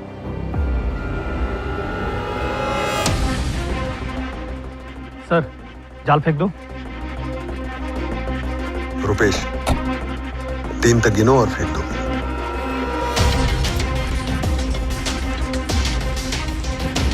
ये सचमुच मुझे मारने आया?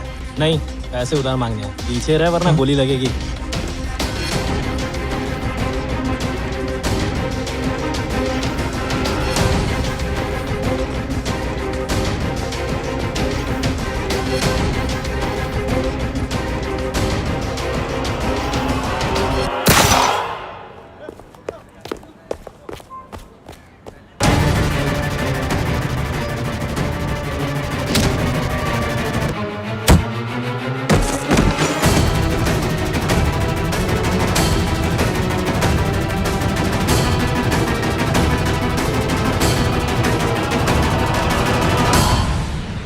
हमें शायद प्राजक्ता कभी नहीं मिलेगी, लेकिन वैभव प्रसाद मिलेगा।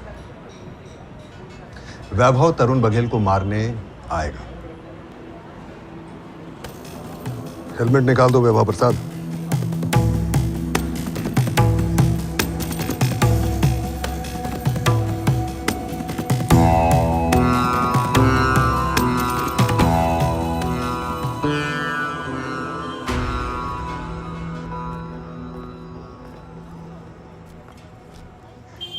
हाय।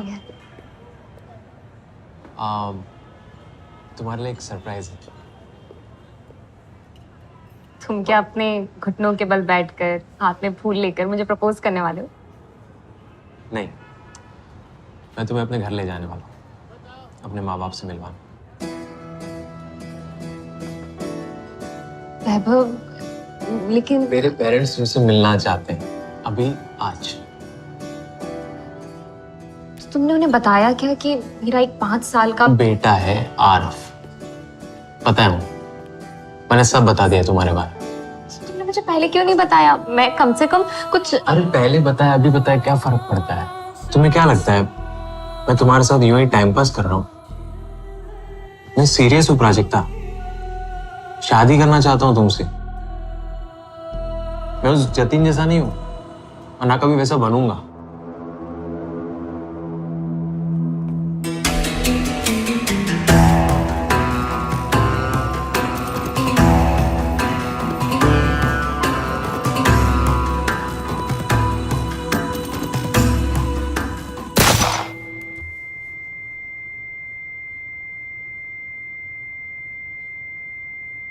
अगली गोली सीधा तेरे दाएं पैर में घुसेगी, उससे अगली तेरे बाएं पैर में। अब जल्दी बोल कहां है वो? सर वो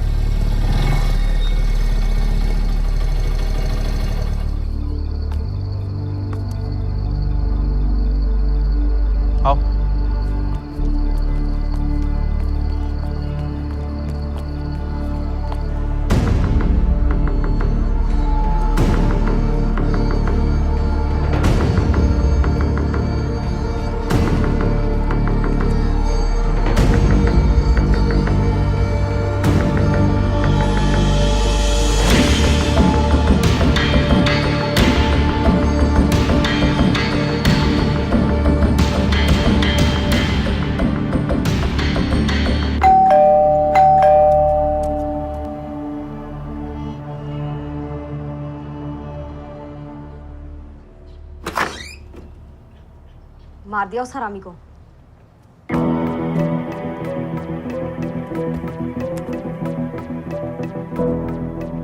सो सॉरी, वो तो नहीं हो पाया। एक्चुअली हम तुम्हारी स्टोरी पे फुल स्टॉप लगाने के लिए पहले ही आ गए। वो क्या है ना कि हमने वो नॉवल पढ़ ली जहां से तुमने प्लॉट चुराया।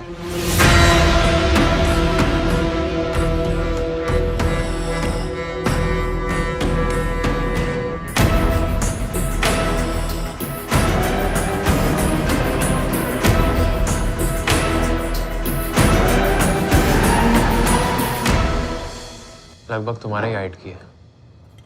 कैसे फंसाओगे इसे? फंस चुकी है, मेरे साथ कॉफी डेट पे आ रही है। 2 दिन में शादी के लिए भी तैयार हो जाएगी।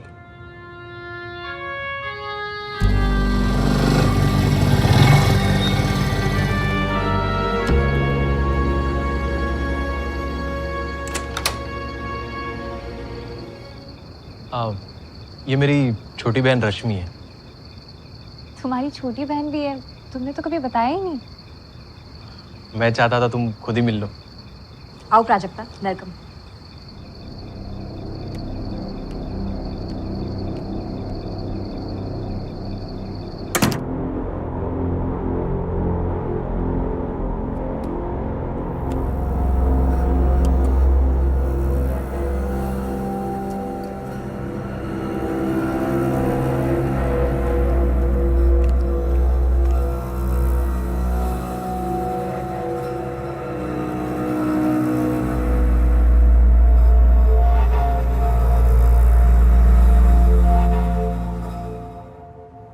तुम्हारे पेरेंट्स नहीं दिख रहे हैं? वो बाहर गए, बस आते होंगे।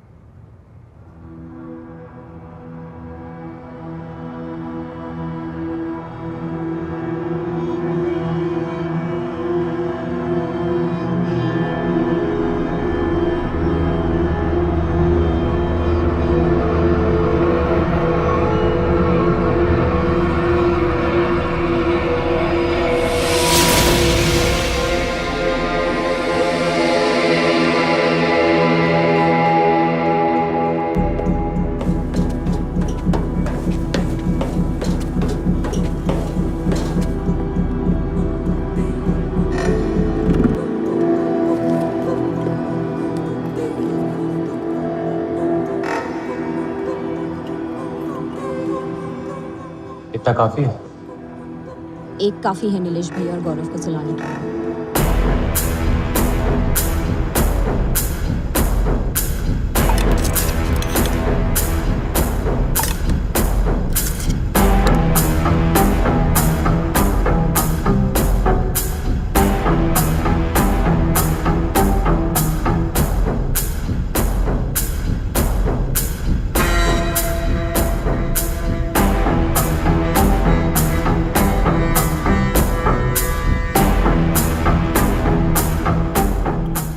था प्राजक्ता के लिए।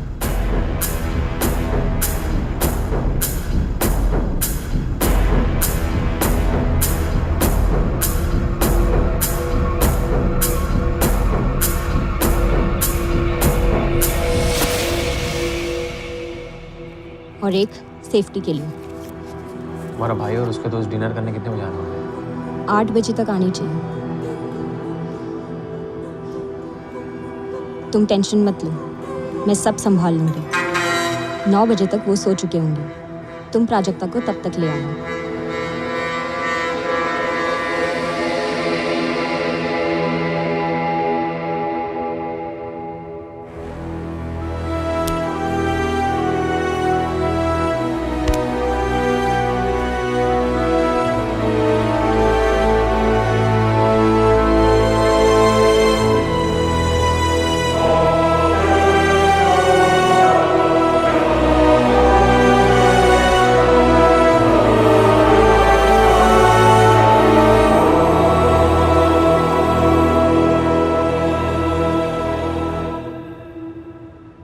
अगर आपकी पुलिस ने तरुण बघेल को नहीं छोड़ा होता तो मुझे ये सब करने की ज़रूरत ही नहीं पड़ती। लेकिन आपकी पुलिस उसका कुछ नहीं बिगाड़ पाई। मैं उसे सज़ा देना चाहती थी।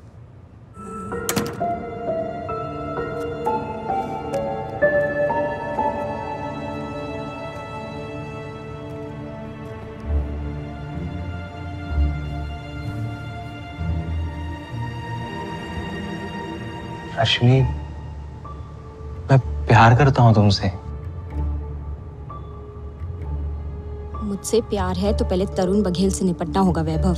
मुझ पे भरोसा रखो। मैं अपने बीवी बच्चे को छोड़कर तुम्हारे पास आया हूं। हम तरुण बघेल से निपटेंगे। ऐसा रेड मारेंगे कि ना उसको ना किसी को समझ आएगा कि क्या हुआ है उसके साथ। बात अब सिर्फ तरुण बघेल को फंसाने की नहीं है, तो उसे मारना होगा। हिसाब बराबर होना चाहिए। मेरे माँ बाबा को मारा है तरुण बघेल ने, उसे भी मरना होगा। पर ऐसा करेंगे तो शक तुम पर ही होगा, तुम ही फंसोगी। मैं नहीं फंसूंगी वैभव, मैंने पूरा प्लान बनाया है।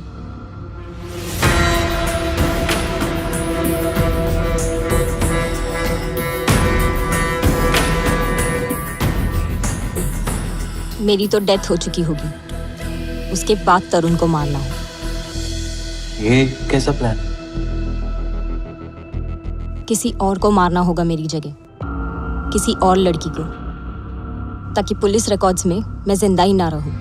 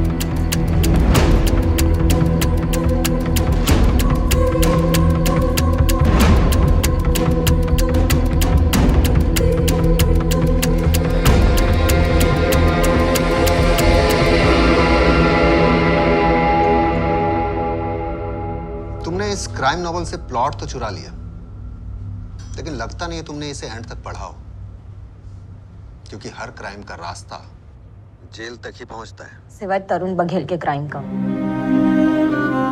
वो तो जेल के बाहर घूम रहा था, अब भी घूम रहा है।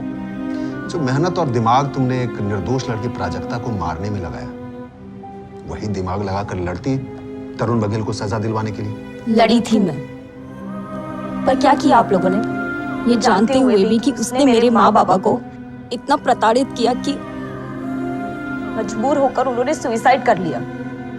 मैं आगे कितना भी लड़ती, फिर भी आप लोग तरुण बघेल को छोड़ ही देते। ये कहकर कि अबेटमेंट टू सुसाइड का केस है, आसान नहीं होता प्रूफ करने के लिए।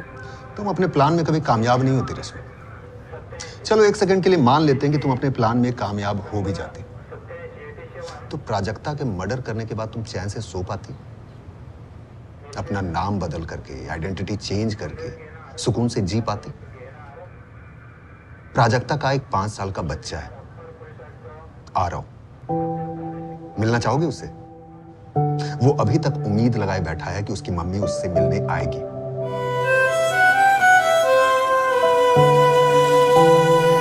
और तू साला हरामी, अपनी वाइफ जानवी की लाइफ बर्बाद की, प्राजक्ता का मर्डर किया, और तू इस रश्मि के साथ तरुण बघेल को मारकर अपनी नई लाइफ शुरू करना चाहता था।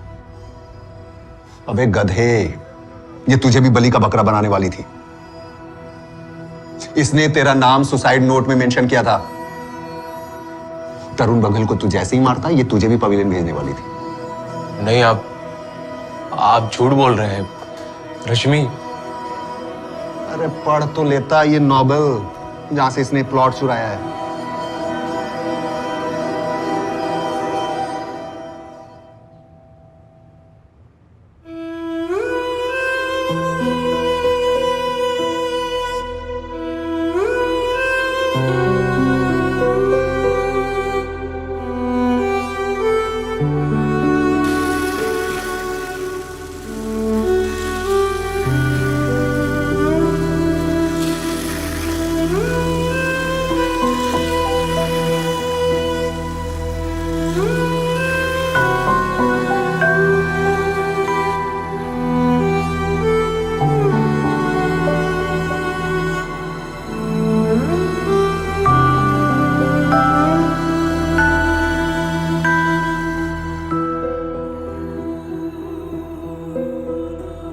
जानवी बेटा, तू वापस अपने घर बनारस आ जा। अच्छा हुआ वैभव ने तुझे छोड़ दिया, वरना ना जाने तेरे साथ भी वो क्या करता।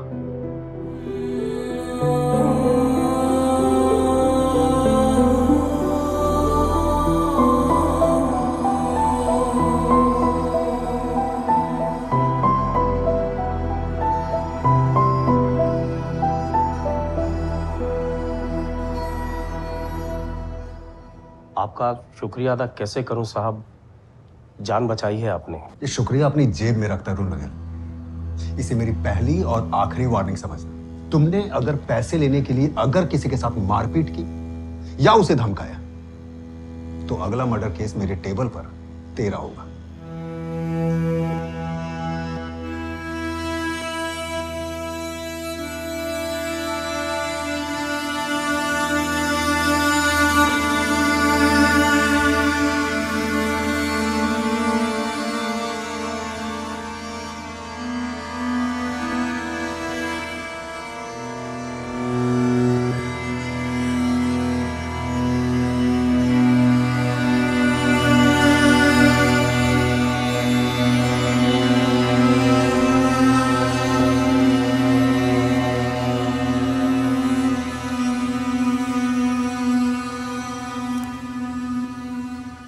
कई बार किसी अपने को खोने का दर्द इतना बढ़ जाता है कि हमें अंदर से झंझोड़ कर रख देता है, क्योंकि हमें क्लोजर नहीं मिल पाता, खासकर तब जब उसके साथ ऐसी कोई अननेचुरल घटना हुई और जिसमें उसकी जान गई। और ऐसे में अगर हमें क्लोजर चाहिए तो जैसे को तैसा, एन आई फॉर एन आई, ये उसका आंसर कभी नहीं हो सकता। अगर दर्द मिला है तो उसका मरहम किसी को दर्द देने में नहीं है, बल्कि खुद को संभालने में है, खुद को समझाने में है, ये समझने में है कि दर्द चाहे कितना भी बड़ा हो, उसका मरहम सिर्फ वक्त है। वक्त के साथ साथ सब कुछ ठीक हो जाता है, एंड बिलीव मी, ठीक हो ही जाता है। लाइफ में always think positive, think good, think wise. भला सबका हो, भला खुद का हो।